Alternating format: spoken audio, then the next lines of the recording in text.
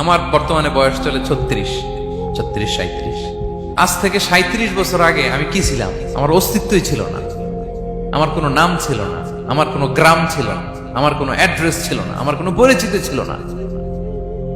আজ থেকে আরো 37 বছর পরে একটু খেয়াল করেন তো, এখন তো 37, আরো 37 ধরেন বাঁচলাম, এরপরে আমি দুনিয়া দুনিয়া থাকবে, কিন্তু আমি নাই। আজকে কার জন্য আটকে আছে দুনিয়ার কাজ বলেন তো? আপনার দাদার জন্য, আপনার নানার জন্য? তো আপনাকে লাগে কেন? আপনাকে লাগে? লাগে না তো আমাকে। আমি দুনিয়া। একদিন কিছুই ছিলাম না। টিনের ঘর যাদের থাকে, মনে আছে কিনা জানি না আপনাদের, ওই টিনের চালে যদি ছিদ্র থাকে, শীতের দিন টিনের চালে যদি ছিদ্র থাকে, তাহলে মাঝে মাঝে দেখবেন ওই চিকন ছিদ্রটা দিয়ে সূর্যের একটা আলো ঘরের ভিতরে ঢুকে। মনে পড়ে?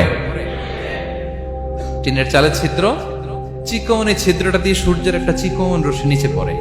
তো ওইটার কাছে গেলে দেখা যায় ওই আলোটার মধ্যে পাতলা কি কি যেন ধুলাবালি উঠতেছে। এটা আবার অন্য জায়গায় দেখা যায়, এমনি দেখা যায় না, কিন্তু ওইটার কাছে গেলে দেখা যায় এই আলোটা যেই বরাবর আসছে, এইখানে কিছু ক্ষুদ্র ছোট ধূলিকণা, ডাস্ট ঘুরে বেড়ায়। আল্লাহ বলে এইটার নাম হচ্ছে যাররা। ফামান ইয়ামাল মিসকালা যাররাতিন খাইরান ইয়ারা। এই ডাস্ট উড়ে বেড়ানো ছোট্ট ধূলিকণা, যেটা খালি চোখে দেখা যায় না, এতটুকু ভালো যদি করো, সেটাও সেই মিজানের পাল্লায় ওজন দেয়া যায়। এতটুকু খারাপও যদি করো, সেটাও সেই মিজানের পাল্লায় ওজন দেয়া যায়। আল্লাহু আকবার। তিনি তার বান্দার উপর জুলুম করেন না। জুলুম তিনি নিজের উপর হারাম করেছেন, আমাদের জন্য কি করেছেন? হারাম করেছেন। এবং বিষ্ণু ইসলাম আরো ভয়ঙ্কর কথা বলেছেন। তিনি বলেছেন, মান যালামা কিদা শিবরিন মিনাল আরদি তুবিকাহু মিন সাবঈ আরাদিন। কেউ যদি জুলুম করে তার ভাইয়ের 1 বিঘত পরিমাণ জমি খায়। 1 বিঘত চিনেন তো? এই যে আমার এই আঙ্গুল থেকে এই আঙ্গুলটা, এটা টান টান করলে যতটুকু জায়গা, এটার বলে 1 বিঘত। শিবর আরবিতে বলে শিবর। হ্যাঁ, মান যালামা কিদা শিবর। বিষ্ণু বলেন এই 1 শিবর, 1 বিঘত জমি যদি কেউ অন্যায় ভাবে জুলুম করে তার ভাইয়ের কাছ থেকে খায়, কিয়ামতের দিন তুবিকা আলাইহি সাবউ আরাদিন, এই 7 জমিনকে আল্লাহ তাআলা তার ঘাড়ে চাপাবে। খা এবার, খা। অন্যের জমি খাওয়ার এত শখ ছিল, এবার 7 জমিন ঘাড়ে কর। কিয়ামতের ময়দানে আপনার দেহটারে বিশাল আকৃতির করা হবে, এই 7 জমিনকে আপনার কাঁধে তুলে দেওয়া হবে। এজন্য আমরা অন্যের রাইটস, অধিকার যেন নষ্ট না করি, কারো উপর যেন জুলুম না করি, কোনোভাবেই না। আমরা নানাভাবে এই জুলুমটা করি।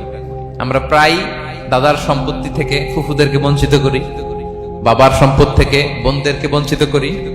হ্যাঁ, নিজের ভাই আরেক ভাইকে, আপন ভাই ভাইকে বঞ্চিত করে, জুলুম করে। এরকম দৃশ্যপট আমাদের সমাজে আছে না নাই বলেন তো? কিয়ামতের দিন আল্লাহর সুপ্রিম কোর্টের কাঠগড়ায় হিসেব দিতে হবে।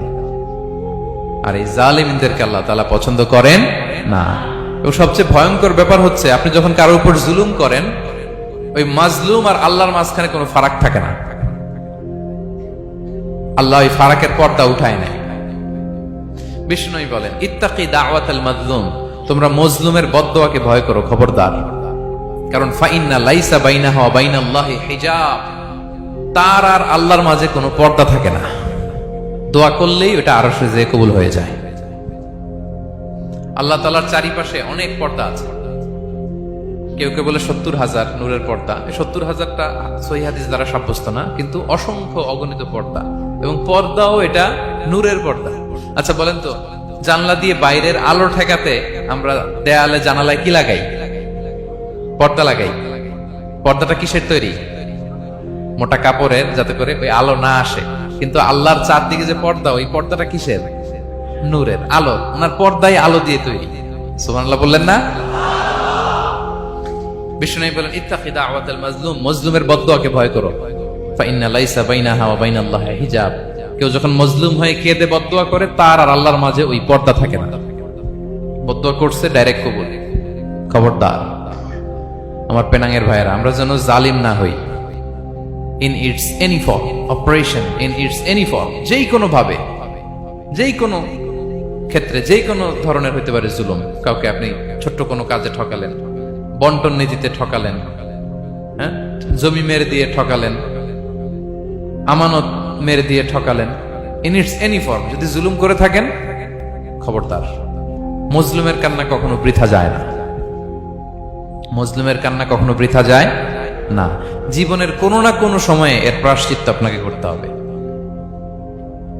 জীবনের কোনো না কোনো সময়ে এর প্রায়শ্চিত্ত করে আপনাকে মরতে হবে। তাহলে কোন বিশ্বাসী কি জালিম হতে পারে? কারণ ইন্নাল্লাহ লা ইউহিব্বুল যালিমিন, আল্লাহ তাআলা জালিমদেরকে পছন্দ করেন না। তাহলে জুলুমের সাথে আমাদের কোনো সম্পর্ক আছে? হ্যাঁ, কোনো সম্পর্ক আছে? তাহলে দুই শ্রেণীর ব্যক্তির কথা আমরা জানলাম যাদেরকে আল্লাহ পছন্দ করেন না। এক নাম্বার, প্রথমটা কে ছিল? সীমা লঙ্ঘনকারী, লিমিট যে ক্রস করে, ইন্নাল্লাহ লা ইউহিব্বুল মুআতাদিন। দুই নাম্বারে কি জানলাম? হ্যাঁ, জালিম, অত্যাচারী, অপ্রেসর, অপ্রেসরকে আল্লাহ তাআলা পছন্দ করে না। তাহলে এই দুইটারে আমরা নো বলে দিলাম আজকের কনফারেন্স রুমে। আওয়াজ করে বলেন তো সবাই নো। এই লিমিট ক্রস আর জুলুম নো, চলে গেছে, খালাস। এবার তিন নাম্বারে দেখি আল্লাহ কাদেরকে পছন্দ করেন না। তিন নাম্বারে আল্লাহ তাআলা অহংকারী, দাম্ভিক লোককে পছন্দ করেন না। অহংকারী, আমাদের তো অহংকার টহংকার নাই না? আছে? অহংকার আছে? কিসের অহংকার বলেন? টাকা আর ক্ষমতার আর সৌন্দর্যের আর হ্যাঁ পাওয়ার, সোশ্যাল পাওয়ার। এই যে অহংকার, অহংকারের খাঁচা থেকে মুক্ত রাখো আমাদেরকে তুমি প্রভু হয়ে, পড়েন আমিন। এটা একটা ভয়ঙ্কর খাঁচা। আচ্ছা, অহংকার করার আমাদের আছে কি বলেন তো? কিছুই না। আল্লাহ বলে ওয়া খুলিকাল ইনসানু দাঈফা, তোমাদেরকে আমি দুর্বল করে তৈরি করছি। আমরা দুর্বল, শুধু দুর্বল না, দুর্বলের ঘরের দুর্বল। আমার বাপ ছিল দুর্বল, আমার দাদা ছিল দুর্বল, আমরা 14 গোষ্ঠী কি? হাল আতা আলাল ইনসানি হিনুম মিনাদ দাহরি লাম ইয়াকুন শাইআম মাযকুরা। আল্লাহ বলেন একটা সময় ছিল উল্লেখ করার মতো তোমার কিছুই ছিল না। আজকে তো এত লম্বা চওড়া মানুষ, আমরা কিছুই ছিলাম না। আল্লাহ বলেন হাল আতা আলাল ইনসানি হিনুম মিনাদ দাহরি লাম ইয়াকুন শাইআম মাযকুরা। তুমি কিছু ছিলা, একটা সময় কিছুই ছিল না, উল্লেখ করার মতো তুমি কিছুই ছিল না। অস্তিত্বহীনের জগৎ থেকে তোমাকে আমি অস্তিত্ব আনলাম। তোমার বাবার পৃষ্ঠদেশ থেকে তোমার মায়ের গর্ভাশয়ে আমি তোমাকে ফেললাম। সেখানে আমি আল্লাহ তোমাকে একটু একটু করে তিলে তিলে বড় করলাম। 9 মাস 10 মাস পরে মায়ের পেট থেকে দুনিয়াতে তুমি আসলে। দেখেন তো দুনিয়ায় আসার পর আমাদের অবস্থাটা কি? কাপড় নাই, চোপন নাই, এভাবে চলে আসছি।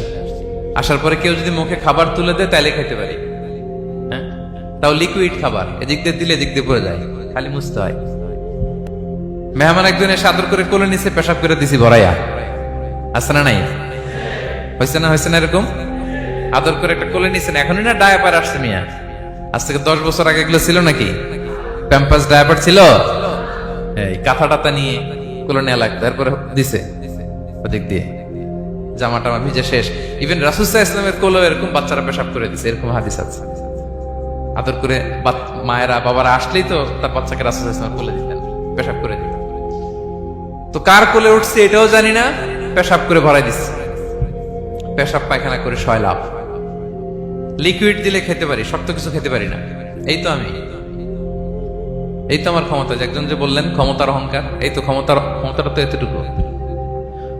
এরপরে যখন জোয়ান হয়েছে, এখন তো জোয়ান, এখানে একটা ভূমিকম্প হইলে কি অবস্থা হবে বলেন তো জোয়ানদের? হ্যাঁ, কাঁপতে কাঁপতে সব শেষ। একটা ভূমিকম্প, একটা তুফান হলে ওটার বিরুদ্ধে দাঁড়াতে পারি না। একটা তুফান, রাস্তায় টায়ার পাংচার হলে লাফ দিয়ে উঠি। ক্ষমতা আমার, আমার নাকি ক্ষমতার অহংকার। কি দুর্বল আমরা, হ্যাঁ? কুকুর আমাদেরকে কামড় দিলে আমরা কুকুরের কামড়ও দিতে পারি না, ঠিক কিনা? মশা যে কামড়া, এটা ধরতে না পারলে কিছু করতে পারি? কামড় মাইরা দিছে দৌড়।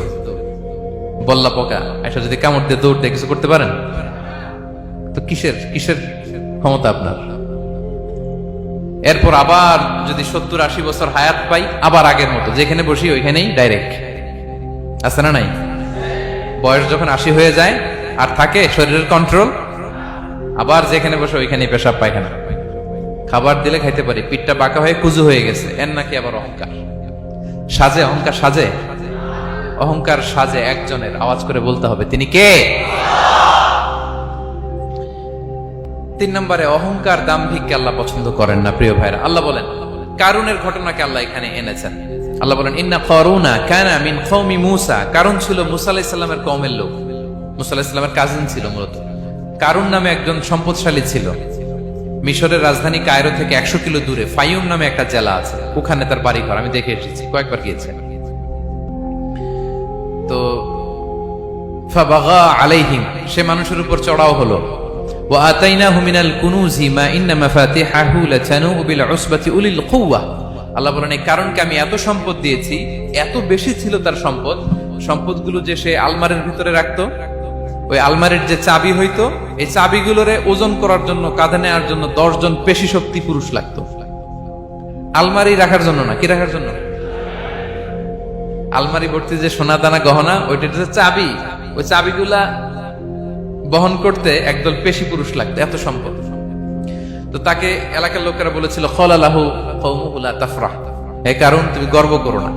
কারণ তাকে বলছিল মুসা আলাইহিস সালাম যাকাত দাও, সে বলতেছে আমি যাকাত দিব কেন, এই সম্পদ তো আমার। ইন্নামা উতিতুহু আলা ইলমিন ইনদি, আমি আমার বুদ্ধি খাটায় এই সম্পদ কামাইছি, আমার সম্পদ আমি খাবো, আমি যাকাত দিব কেন? আল্লাহ বলেন ইন্নাল্লাহা লা ইউহিব্বুল ফারিহিন, কারণ তুমি অহংকার করলে আমি আল্লাহ অহংকারকে বরদাস্ত করি না, অহংকারীদেরকে আমি আল্লাহ পছন্দ করি না। আমি অহংকারকে পছন্দ করি না, অহংকারকে আল্লাহ তাআলা পছন্দ করেন না। কি হয়েছিল কারণের নসিবে? আল্লাহ বলেন ফাখাসাফনা বিহি ওয়া বিদারিহিল আরদ ফামা কানা লাহু মিন ফিআতি ইয়ানসুরুনাহু মিন দুনিল্লাহ ওয়া মা কানা মিনাল মুনতাসিরিন। আল্লাহ বলেন সে যখন অহংকার দেখালো, আমি কারুনকে আর কারুনের সব সম্পদ মাটির ভেতরে দাবিয়ে দিলাম, মুহূর্তেই দাবিয়ে দিলাম। সহিহ বুখারীতে এসেছে ইয়াতাজালজালু ফিল আরদ, প্রতিদিন 1 বিঘত করে কারুন জমিনের ভিতরে যেতেই থাকবে, যেতেই থাকবে, যেতেই থাকবে কিয়ামতের আগ পর্যন্ত। আল্লাহু আকবার। কারণ অহংকার করেছিল। আল্লাহ বলে আমি অহংকারীদের পছন্দ করি না। সূরা লুকমানে আল্লাহ বললেন ওয়ালা তুসাইর খাদ্দাকা লিন-নাস, মানুষ থেকে মুখ ফিরিও না। ওয়ালা তামশি ফিল আরদা মারাহা, জমিনে অহংকার ভরে হেঁটো না। ইন্নাল্লাহা লা ইউহিব্বু কুল্লা মুখতালিন ফাখুর, আল্লাহ তাআলা অহংকারীদেরকে, দাম্ভিকদেরকে পছন্দ করেন